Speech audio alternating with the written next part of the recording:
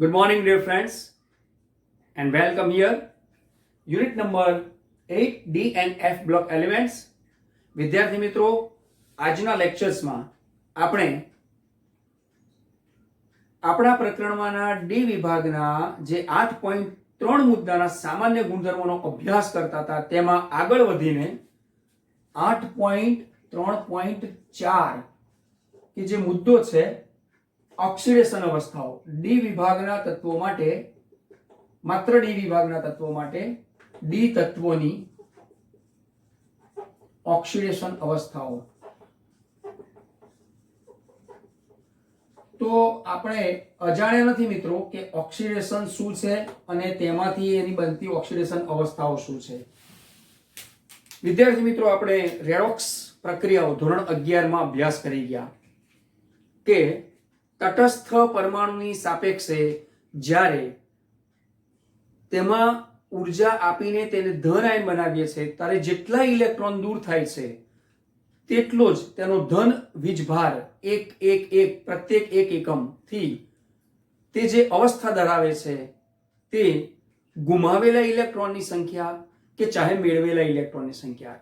એક બહુ સરસ ઉદાહરણ આપું, કારણ કે તમે ધોરણ 11 માં પ્રકરણ નંબર 3 રાસાયણિક સમૂહો અને આવર્તનીય ગુણધર્મો એનો અભ્યાસ કર્યો, જે આવર્ત કોષ્ટક પર આધારિત પ્રકરણ હતું. એમાંથી એક ઉદાહરણ આપું, જસ્ટ એક્ઝામ્પલ. Fe+2 બરાબર અને Fe+3. તો Fe માંથી જ્યારે Fe2+ બન્યો હશે ત્યારે 2 ઇલેક્ટ્રોન તેના દૂર થયેલા છે. તટસ્થ વાયુરૂપ પરમાણુ Fe માંથી જે ધાતુ પરમાણુ હતો વાયુરૂપ, એમાંથી 2 ઇલેક્ટ્રોન એક સાથે ધારો કે દૂર કર્યા, 4s માંથી ઇલેક્ટ્રોન જતા રહ્યા તો +2 બન્યો. તો એની +2 ઓક્સિડેશન અવસ્થા થઈ છે. હવે આ Fe+2 માંથી વળી પાછો +3 બને છે, એક ઇલેક્ટ્રોન ફરી દૂર થાય છે ત્યારે વળી પાછો આ જ Fe તટસ્થ વાયુરૂપ પરમાણુની સાપેક્ષે +2, પાછો એની સાપેક્ષે +3. તો એની 2 ઓક્સિડેશન અવસ્થાઓ થઈ, Fe ની +2 અને Fe ની +3. હવે આપણે એમ સમજો કે Fe નો 3+ છે અને એમાંથી Fe નો 2+ બનાવ્યો તો એક ઇલેક્ટ્રોન ઉમેરાય છે. આ એક ઇલેક્ટ્રોન જે ઉમેરાશે તે ક્યાં જશે એ આપણે ગત લેક્ચરમાં અભ્યાસ કર્યો કે કેન્દ્રથી નજીકની 3D કક્ષકનો વ્યાપ વધારે છે. એ કક્ષા જે છે તેના કેન્દ્રથી નજીકના તરંગ વિસ્તારમાં છે અને 4s એની બાહ્ય થઈ. એટલે જેઓને ઇલેક્ટ્રોન Fe3+ માંથી Fe2+ બનાવવા માટે એ ઇલેક્ટ્રોન કેન્દ્રથી નજીકની જે 3D કક્ષક છે તેમાંથી પોતે આકર્ષિત થશે અને એમ કરતા કરતા પછી 4s એની સમૃદ્ધ થશે. તો વિદ્યાર્થી મિત્રો, આપણા લેક્ચરની શરૂઆત મેં તમને આ જે બેઝિક આપ્યો એના પરથી આપણે એટલું કહી શકાય કે ડી તત્વોની ઓક્સિડેશન અવસ્થાઓ માટે અન્ય તત્વોની જે S અને P વિભાગના તત્વોની જે ઓક્સિડેશન અવસ્થા છે એના કરતા S અને P ની વચ્ચેના જે સંક્રાંતિત્વ થયેલા તત્વોની ઓક્સિડેશન અવસ્થાઓ ખૂબ વધારે છે. અને કેવી વધારે છે તો એક કરતા વધારે હોય છે. ક્યારેક +2 હોય, ક્યારેક +3 હોય, ક્યારેક +4, +5 પણ હોય છે. એટલે કે ઓક્સિડેશન પણ પામતી હોય છે અને રિડક્શન પણ પામતી હોય છે. તો અહીંયા આપણે એટલું લખી શકાય કે સમગ્ર આવર્ત કોષ્ટકમાં જો ઓક્સિડેશન અવસ્થાની વાત કરીએ તો સૌથી વધુ ઓક્સિડેશન અવસ્થાઓ ધરાવે છે ડી તત્વો, એ સૌથી વધુ ઓક્સિડેશન અવસ્થાઓ ધરાવે છે. બરાબર? જેમ કે 3D આપણે વિચારો, 3D એટલે કે પ્રથમ સંક્રાંતિ શ્રેણી.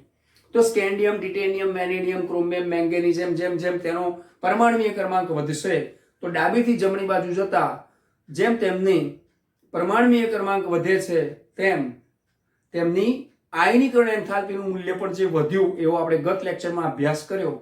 તો એ પરથી આપણે એમ પણ વિચારી શકાય કે તેમની એક કરતા વધુ ઓક્સિડેશન અવસ્થાઓ થશે. તો ચાલો આપણે આવી કઈ કઈ ઓક્સિડેશન અવસ્થા છે તેનું એક લિસ્ટિંગ કરી દઈશું. બરાબર મિત્રો? ચાલો સૌથી પહેલું તો આપણે લખીએ સ્કેન્ડિયમ. પેલી શ્રેણી યાદ કરો મિત્રો, સ્કેટિવેક્રોમેંગેફેકોબા-નિકોપ-ઝિંક. ચાલો સૌથી પહેલું સ્કેન્ડિયમ, ત્યારબાદ titanium, vanadium, chromium, manganese, ferrum, cobalt, nickel, copper અને ઝિંક. થઈ ગયા 1 2 3 4 5 6 7 8 9 અને 10 તત્વો. હવે એમની ઇલેક્ટ્રોન રચના પર આધારિત તેમની આયનીકરણ એન્થાલ્પીને કારણે હવે ઓક્સિડેશન અવસ્થાની વાત કરીએ તો આની ઓક્સિડેશન અવસ્થા ખરેખર આપણે શું લખી શકાય? તો દાખલા તરીકે સ્કેન્ડિયમ માંથી આપણે સ્કેન્ડિયમ 2+ બનાવવો છે, તો 2 ઇલેક્ટ્રોન દૂર કર્યા, પણ આ સ્કેન્ડિયમ 2+ એ જ્ઞાત નથી, અજ્ઞાત છે. એટલે જ કહી શકાય કે ScCl2 ક્યાંય જ્ઞાત નથી પ્રયોગશાળામાં કશું જ અથવા તો અભ્યાસમાં, પરંતુ ScCl3 જ્ઞાત છે. Why? Because of its a +3 oxidation status. Why? તો હવે તમને વાદળી કલરની પેનથી આ સ્કેન્ડિયમની +3 ઇલેક્ટ્રોન રચના બાબતમાં અને તેમની ઓક્સિડેશન અવસ્થા બાબતમાં સમજાવું તો સ્કેન્ડિયમ જે છે એનો પરમાણુ ક્રમાંક કયો છે? તો કે 21. 21 પ્રમાણે તેની ઇલેક્ટ્રોન રચના આવશે 3D Ar 18 ઇલેક્ટ્રોન, 18 ને 2 20 અને 1 21. હવે તમે જુઓ તો પરમાણુય કેન્દ્રના પુરાવા પ્રમાણે આપણે 21 કેન્દ્રીય ધન વીજભાર છે, તો તેની બાહ્ય કક્ષાઓમાંથી જ્યારે ઇલેક્ટ્રોન દૂર કરવાની વાત થશે ત્યારે એ ઇલેક્ટ્રોન દૂર કરવા માટે આપણે 18 ઇલેક્ટ્રોન કે જે આર્ગોન માટેની સમૃદ્ધ એટલે કે કોર કમ્પ્લીટ બતાવી છે, ત્યારબાદ જે 4s2 અને 3d1 છે. તો મિત્રો પેલા આયનિક અને એન્થાલ્પીના મુદ્દાનો આપણે અભ્યાસ કરી ગયા હતા, તે પર આધારિત જેવાને અહીંયા આયનિક અને એન્થાલ્પી તમે જુઓ તો 2 ઇલેક્ટ્રોન દૂર કરવા માટે તાકાત આપવી પડશે, તો અહીંયા આ જે યુગ્મિતને તાકાત આપીએ છે તો એમાં થોડીક જ વધુ તાકાતનો ઉમેરો, એટલે કે આટલી જ આયનિક અને એન્થાલ્પીમાં 4s અને 3d એકબીજાની સાથે તેમના જે ઉર્જા સ્તરની આપણે વાત કરીએ સમશક્તિ કક્ષકોને કારણે લઈ, કારણ કે 4s માટે આપણે શું કરીશું કે તેનું 4 મૂલ્ય છે n+l. here is 4s, here is 3d, here is n, here is l. આના માટે 4, આના માટે 3, l નું મૂલ્ય 0, d માટે કેટલું થશે? તો s માટે 0, p માટે a, d માટે 2. તો સ્વાભાવિક છે. ચલો આનો સરવાળો કરો 5, આનો સરવાળો કરો 4. 4 અને 5 વચ્ચે કોઈ અન્ય ઉર્જા સ્તર આવતું નથી મિત્રો, એટલે તેના ઇલેક્ટ્રોન એકબીજાની સાથે ખૂબ સરળતાથી આદાન પ્રદાન ફેરબદલી થઈ શકતા હોય છે, અને માટે જ જેટલી જ અહીંયા આયનિક અને એન્થાલ્પીનું મૂલ્ય આપશો તેમાં જ તે પોતે એક ઇલેક્ટ્રોન નીકળી જાય છે. એટલે એક સાથે 3 ઇલેક્ટ્રોન દૂર થતા હોય તેની એક જ માત્ર એક જ ઓક્સિડેશન અવસ્થા એ +3, અને તે જ પોતે સ્થાયી બતાવશે, કારણ કે ડી એમાં 0 ઇલેક્ટ્રોન રચના થઈ જશે. તો ફરી પાછું હું તમને 2 લેક્ચર્સ પહેલાની એક વાત યાદ કરાવી દઉં, મૌખિક પણ બોલું છું અને અહીં ગ્રીન કલરની પેનથી નોટ બી કરી રાખું છું કે ડી ની 3 અવસ્થાઓ D0, D5 અને D10 એ ડી માં સ્થાયી ઇલેક્ટ્રોન રચનાઓ છે. ઓકે, સ્થાયીમાં સ્થાયી ઇલેક્ટ્રોન રચનાઓ D0, D5, D10.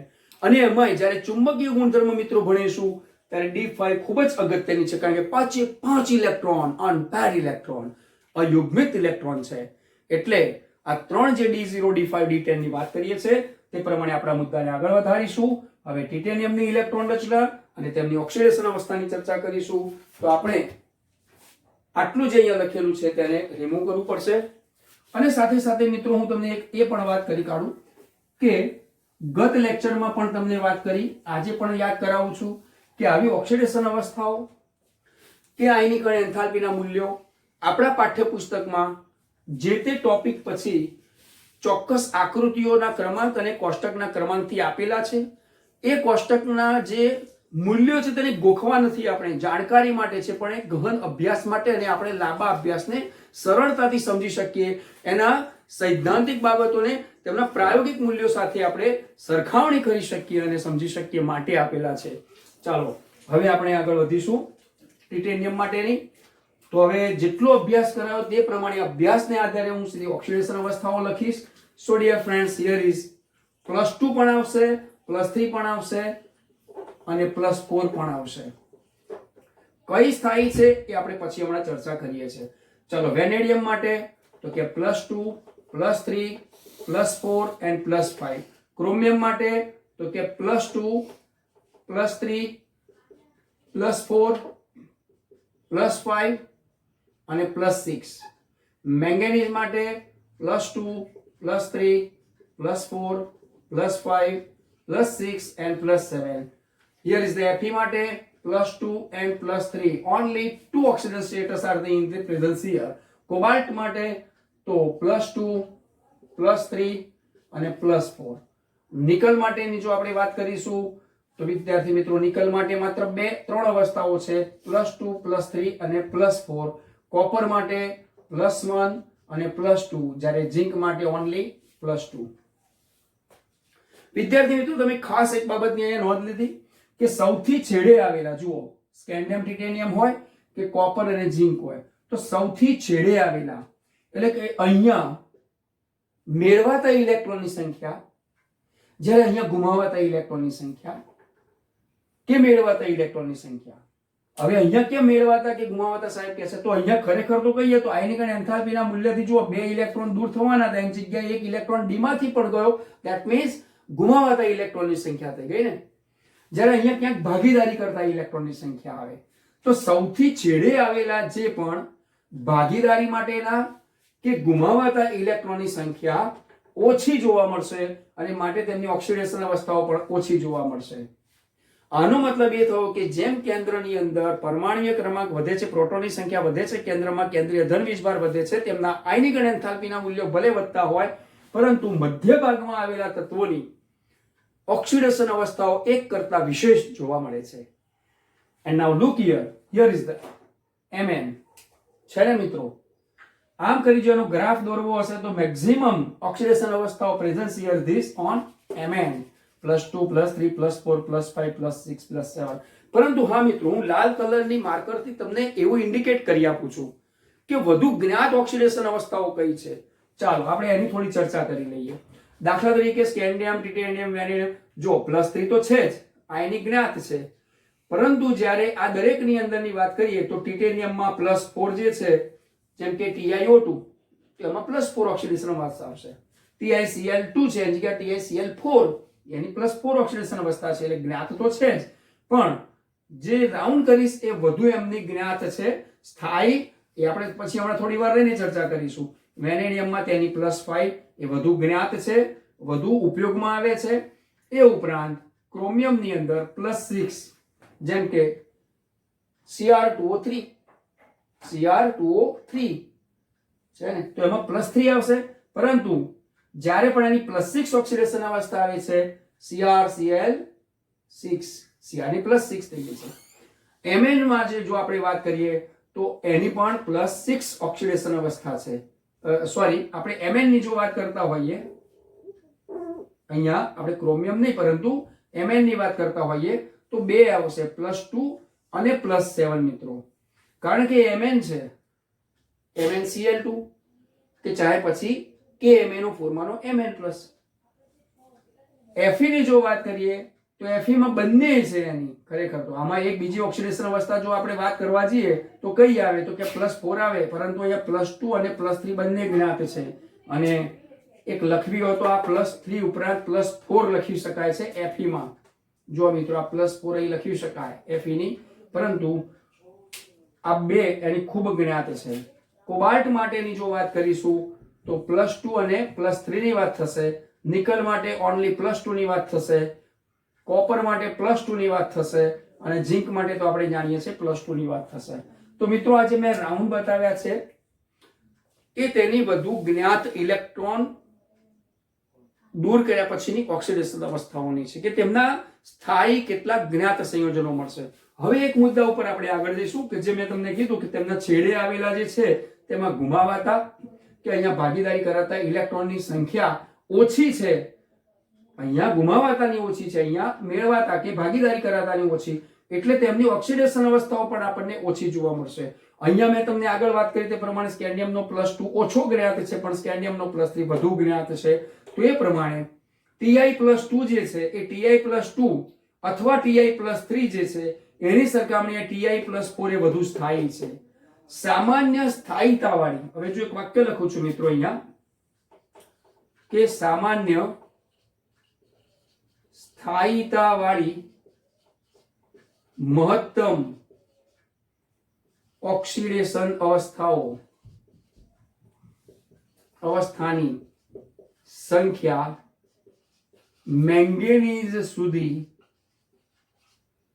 S અને D, આ શું છે એની કક્ષકો છે, S અને D કક્ષકોમાં રહેલા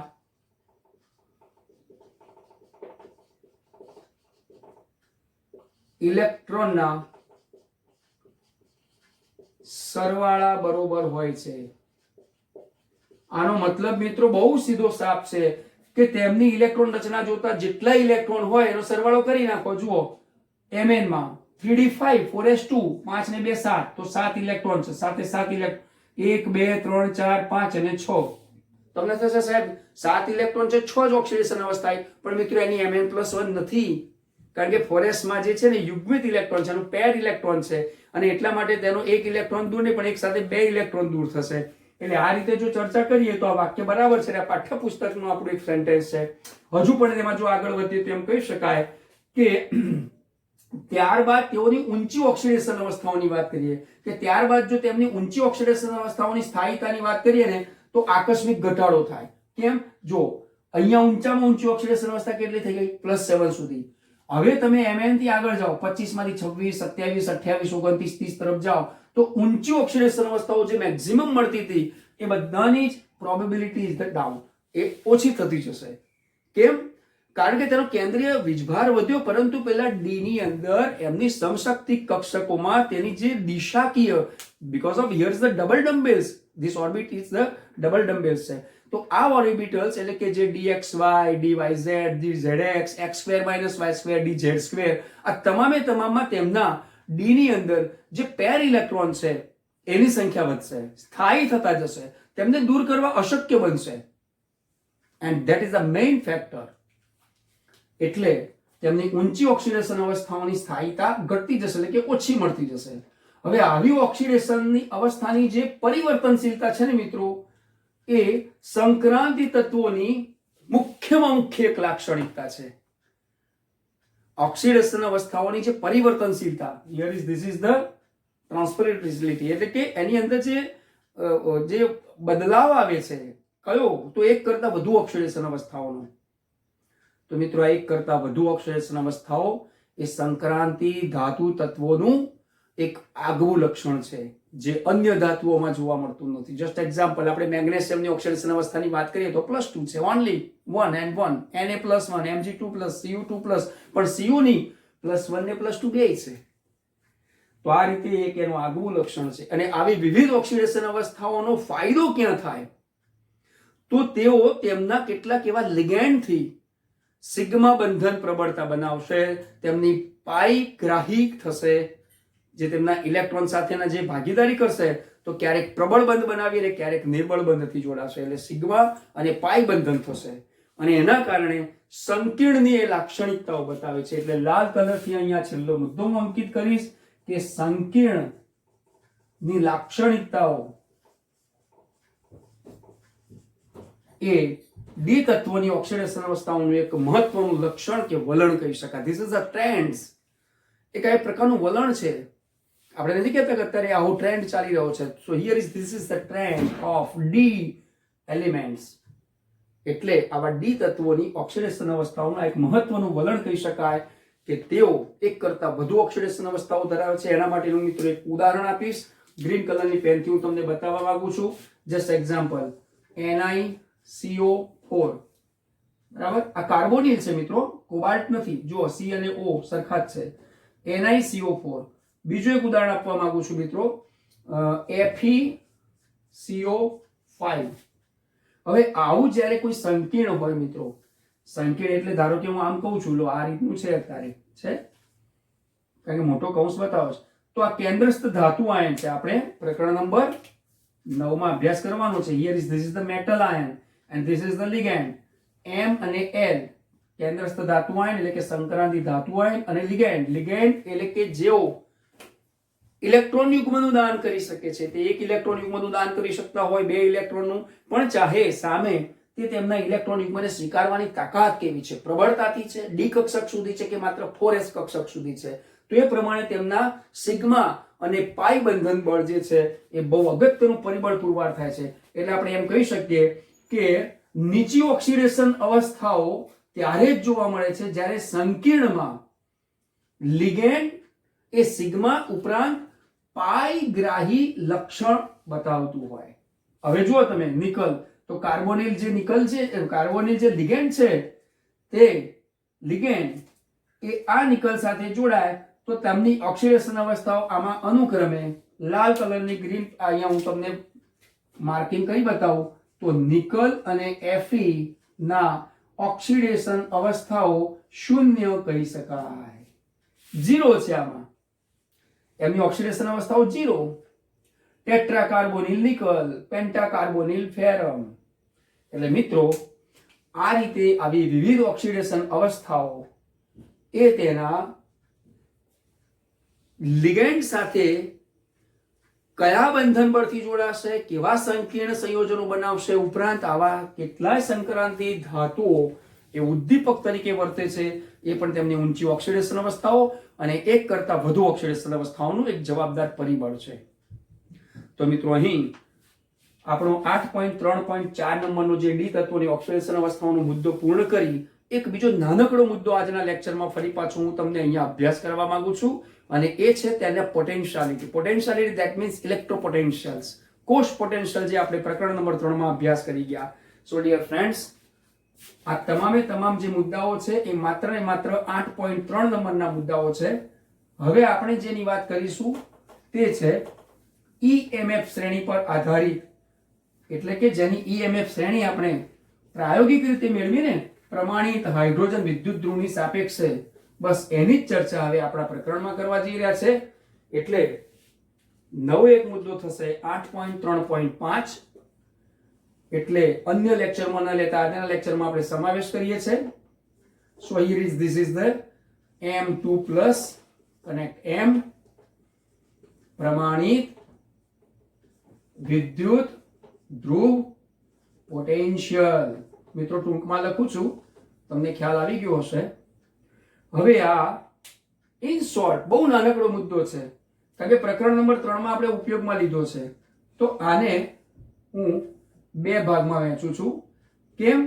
કારણ કે પ્રમાણિત હાઇડ્રોજન વિદ્યુત ધ્રુવ પર આધારિત જુદી જુદી ધાતુ ધ્રુવ, સક્રિય વિદ્યુત ધ્રુવને તેમના અર્ધકોષ બનાવી તેની સાથે સાંકળી અને આપણે તેનો કોષ પોટેન્શિયલ, ધેટ મીન્સ કે તેમના ઓક્સિડેશન અને રિડક્શન પોટેન્શિયલ મેળવતા હતા. એક્ઝેક્ટલી, એટલે એક પ્રાયોગિક અવલોકિત મૂલ્ય થયું. એટલે અહીંયા 2 મુદ્દાઓ લખીશ. અવલોકિત મૂલ્ય જે પ્રાયોગિક કહી શકાય, અને બીજું છે સૈદ્ધાંતિક મૂલ્ય જે ગાણિતિક છે, એટલે ગણતરીનું, જેને આપણે સૈદ્ધાંતિક અથવા તો ગાણિતિક કહી શકાય, ગણતરીથી મેળવેલું ગાણિતિક મૂલ્ય. હવે મિત્રો સૈદ્ધાંતિક કે જે ગાણિતિક મૂલ્ય છે એના કરતા આ પ્રાયોગિક મૂલ્ય પ્રયોગ કરીએ છીએ એટલે કઈ તફાવત આવે છે, એટલે વધુ મળતા હશે. એટલે અભ્યાસને આધારે આપણે કહી શકીએ છીએ કે સૈદ્ધાંતિક મૂલ્યો કરતા આ પ્રાયોગિક મૂલ્યો એ આપણને કંઈક અંશે વધારે મળે. પણ એ ક્યારે? તો એનો પ્રયોગ કરી, એનો કોઈ ગ્રાફ દોરેલો હશે, એનો અભ્યાસ કરેલો હશે, ત્યારે આ થશે ને. એટલે આપણે આટલું એક વાક્ય વાપરી શકીએ કે પ્રમાણિત વિદ્યુત ધ્રુવ પોટેન્શિયલ જે છે તે પ્રાયોગિક રીતે હાઇડ્રોજન વિદ્યુત ધ્રુવની સાપેક્ષે પણ માપી શકાય. એટલે કે કેટલાય એસિડ કે જે ઓક્સિડેશન કરતા હોય અને તેમનું પોતાનું ખરેખર તો રિડક્શન થતું હોય છે, તો એવા કે જે સંક્રાંતિ ધાતુ તત્વો અને તેમના આયનોથી એમના મૂલ્યો કેવા છે તેનો એક આપણે તાગ મેળવવો પડે, એનો નિષ્કર્ષ પર આવવું પડે, અને એ નિષ્કર્ષ એમના સૈદ્ધાંતિક અને ગાણિતિક મૂલ્યોથી થાય. તો પાઠ્યપુસ્તકમાં જે આપણને આકૃતિ દ્વારા બતાવેલું છે તે એક થોડુંક હું તમને બતાવવા માંગુ છું. જસ્ટ એક્ઝામ્પલ, આપણે દાખલા તરીકે અહીંયા બાજુમાં લખું છું મિત્રો, આ રીતે આપણે એક ચોક્કસ આલેખનીય રીતે બતાવવા માંગીએ. બરાબર, જુઓ એમાં આ જે ધારો કે આડી ધરી અને ઊભી ધરી પ્રમાણે લઈએ તો અહીંયા ઈ સ્ટાન્ડર્ડ પોટેન્શિયલ, પ્રમાણિત વિદ્યુત ધ્રુવ પોટેન્શિયલ વોલ્ટેજમાં આપણે માપીએ છીએ, જ્યારે અહીંયા આપણે પરમાણુય ક્રમાંક લઈએ છીએ Z, અથવા તો પરમાણુઓ લઈ લઈએ છીએ.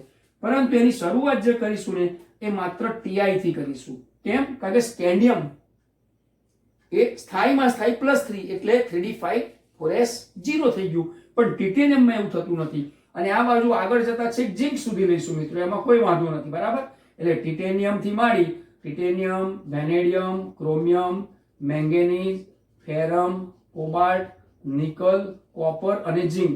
હવે આ બાજુ ઊભી ધરી પર વોલ્ટ જે લીધેલા છે ત્યાં આપણે લખી શકીએ -1.5 વોલ્ટ, ત્યારબાદ અહીંયા -1.0 વોલ્ટ, ત્યારબાદ -0.5 વોલ્ટ, ત્યારબાદ અહીંયા આવી જશે 0.0 વોલ્ટ અને અહીંયા વળી પાછું ધન મૂલ્યમાં જશે આ 0.5.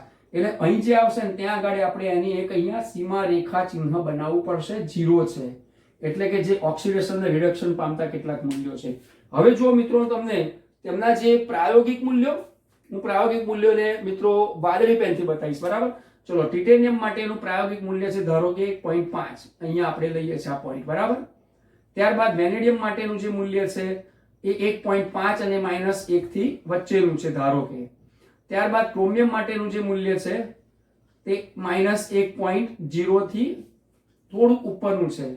Mn માટેના જે મૂલ્યની આપણે વાત કરીએ તો ખરેખર તો એ મૂલ્ય -1.5 અને -1 એટલે કે ખૂબ નીચું મૂલ્ય હોવાના કારણે તેને આપણે આટલે મૂલ્ય બતાવીએ છીએ. આ પ્રાયોગિક મૂલ્યો બધા લગભગ નોંધનીય છે તે રીતે લઈએ છીએ, બરાબર. પ્રાયોગિક અને અવલોકી તેમ એટલે અહીંયા આ બધા મૂલ્યો લીધા કે જે ગણતરી કરીને મેળવેલા.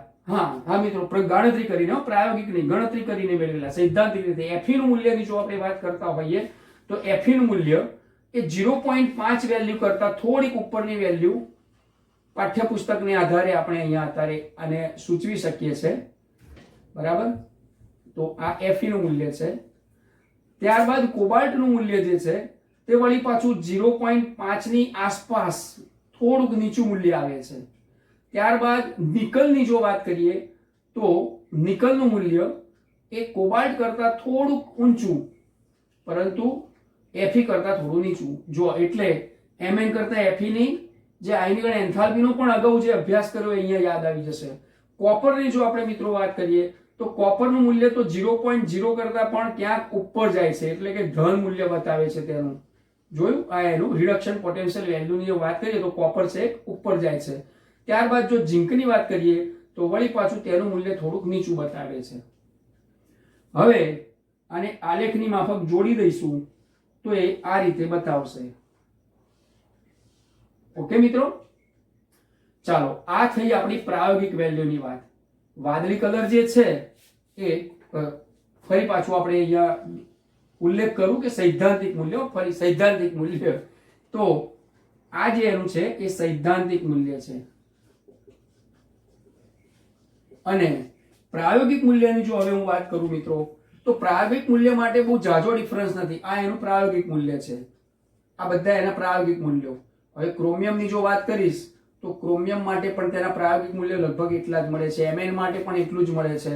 વળી પાછું Fe માટે જઈશું તો Fe માટે થોડુંક આટલું મૂલ્ય મળશે. કોબાલ્ટ માટેની જો વાત કરીશું તો કોબાલ્ટ Fe આવી ગયું ને, હા, Fe લગભગ એના નજીકમાં જ મળે છે. ત્યારબાદ કોબાલ્ટ માટે ખૂબ ઊંચું વેલ્યુ આટલે મળે છે. નિકલ માટેની વેલ્યુ એ પણ એક્ઝેક્ટલી લગભગ 0 મળે છે. કોપર માટેની વેલ્યુ એ લગભગ સમાન મળે છે. સૈદ્ધાંતિક અને પ્રાયોગિક. વાદળી કલરનું બતાવું છે સૈદ્ધાંતિક છે અને અત્યારે આ પ્રાયોગિક મૂલ્ય છે જે ખરેખર તો પ્રમાણિત હાઇડ્રોજન વિદ્યુત ધ્રુવની સાપેક્ષે છે. ત્યારબાદ કોપર આવી ગયું. હવે Zn, તો Zn માટે પણ તેના પ્રાયોગિક અને સમાન છે. હવે જો આની વાત કરીએ તો એ પણ આવું થશે. જો મિત્રો છે લગભગ સરખું છે, માત્ર ફેર ક્યાં પડ્યો જોઈ લો. આ બે મૂલ્યોમાં ફેર પડ્યો છે, કોબાલ્ટ અને નિકલમાં, જેનું ગ્રીન કલરની પેનથી બતાવીશ. આ બંનેમાં ફેર પડ્યો છે, અહીંયા ડિફરન્સ આવ્યો છે. આ ડિફરન્સ જે આવ્યો મિત્રો એ કોબાલ્ટ નિકલનો છે. આનો મતલબ એ થયો કે સૈદ્ધાંતિક અને પ્રાયોગિક મૂલ્યની જો વાત કરીએ તો આ અવલોકિત મૂલ્ય છે, બરાબર. તો બંને ઉપરથી શું ખબર પડશે કે લગભગ થોડાક વધારે છે. આનો મતલબ સૈદ્ધાંતિક મૂલ્ય કરતા પ્રાયોગિક મૂલ્ય વધુ હોય છે. આ વધુ મૂલ્ય નોંધાયા છે ને, જ્યારે પ્રાયોગિક મૂલ્ય જે છે એ ઓછા મૂલ્ય નોંધાયા છે. અહીંયા આ જે મૂલ્યો છે તે ઓછા નોંધાયા છે. એટલે સ્વાભાવિક સૈદ્ધાંતિક મૂલ્યો પ્રાયોગિક મૂલ્યો કરતા થોડા ઓછા છે. પ્રાયોગિક રીતે જે મૂલ્યો છે પ્રમાણિત હાઇડ્રોજન વિદ્યુત ધ્રુવની સાપેક્ષે આપીએ છીએ. એટલે આની પરથી જો આપણે એક વાક્ય બનાવવું હોય તેમ કહી શકાય કે કોપર જે છે, જો અહીંયા કોપર એ કોપરનું ઈ સ્ટાન્ડર્ડ એટલે કે પ્રમાણિત કોષ પોટેન્શિયલનું મૂલ્ય ધન મૂલ્ય અદ્વિતીય વર્તણૂક બતાવે છે. કોપરનું ઈ સ્ટાન્ડર્ડ મૂલ્ય અદ્વિતીય વર્તણૂક ધરાવે છે. સેકન્ડ પોઈન્ટ કે એસિડ સંયોજનોમાંથી, જેમ કે આપણે પ્રમાણિત હાઇડ્રોજન વિદ્યુતરૂપ બનાવ્યો તો શું હશે? એમાં એસિડ સંયોજન છે, હાઇડ્રોજન વાયુનો ઉપયોગ કર્યો છે, પ્લેટિનમ વાયુ વિદ્યુતરૂપ જે કહીએ તે. એટલે એસિડ સંયોજનોમાંથી H2 મુક્ત કરવાની ક્ષમતા નહીં હો મિત્રો, અક્ષમતા એટલે કે જેની ક્ષમતા નથી, અક્ષમતાનું સ્પષ્ટીકરણ મળે છે અથવા તો યોગ્ય છે, સ્પષ્ટીકરણ થાય છે. શેની ઉપર? આટલા મૂલ્યો ઉપરથી કે એસિડ સંયોજનોમાંથી H2 મુક્ત કરવાની અક્ષમતાનું સ્પષ્ટીકરણ થાય છે અથવા તો આપે છે. કોણ? આ મૂલ્યો. એટલે તે એસિડ સંયોજનોમાં રિડક્શન પામે છે. એટલે જે પણ સંક્રાંતિ ધાતુ આયનો હશે તે એસિડ સંયોજનોમાં ખરેખર રિડક્શન પામે છે. ધેટ મીન્સ કે તે લોકો તમે જોઈ શકો છો કે રિડક્શન પામે છે, એટલે કે રિડક્શન પોટેન્શિયલ વેલ્યુ તેની હાઈ મળે છે. એટલે આવા જે કેટલાક એસિડ સંયોજનો છે તે ખરેખર એસિડ સંયોજનો રિડક્શન પામે છે. એસિડ સંયોજનો રિડક્શન પામે છે. એટલે કે રિડક્શન પોતાનું થતું હોય તો કેવા હોય? ઓક્સિડેશન કરતા હોય. એક્ઝેક્ટલી. તો એ ઓક્સિડેશન કરતા તરીકે વર્તીને પોતે રિડક્શન પામે છે.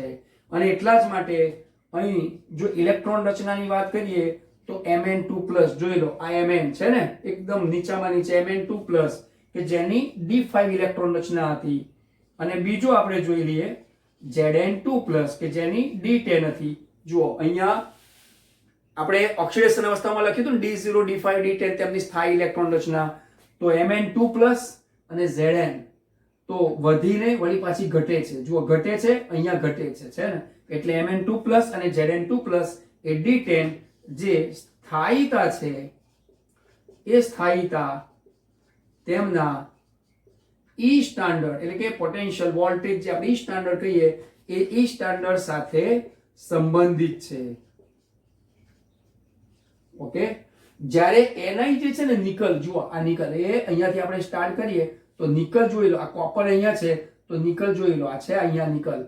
તો નિકલ જે છે એનું આ નિકલનું ઈ સ્ટાન્ડર્ડ વેલ્યુ જોની આપણે વાત કરીએ તો એ સૌથી ઊંચામાં ઊંચું હાઇડ્રેશન મૂલ્ય H standard delta H hydrated સાથે સંબંધ ધરાવે છે, સંબંધિત છે. આ કોની સાથે સંબંધિત છે? કે એમની સ્થાયીતા, આ જે એમની સ્થાયીતા છે એ એમના ઈ સ્ટાન્ડર્ડ સાથે સંબંધિત છે. તો ઈ સ્ટાન્ડર્ડ સાથે કોના? Mn2+ અને Zn2+ ની સ્થાયીતા તેમના ઈ સ્ટાન્ડર્ડ સાથે સંબંધ છે. તો Ni નું ઈ સ્ટાન્ડર્ડ કોની સાથે? તો સૌથી ઊંચા ડિફરન્સિયલ્સ ઓફ ધ એન્થાલ્પી હાઇડ્રેશન સાથે સંબંધિત છે. તો મિત્રો આ એમના M2+M જે પ્રમાણિત હાઇડ્રોજન વિદ્યુત ધ્રુવ પોટેન્શિયલ કહી શકાય તેનો એક આગવું લાક્ષણિક ગુણધર્મની વાત કરી છે. તેનો ખરેખર આમ જોવા જઈએ તો ડી વિભાગના તત્વોનો સામાન્ય ગુણધર્મ છે. So it is the complete 8.3.5.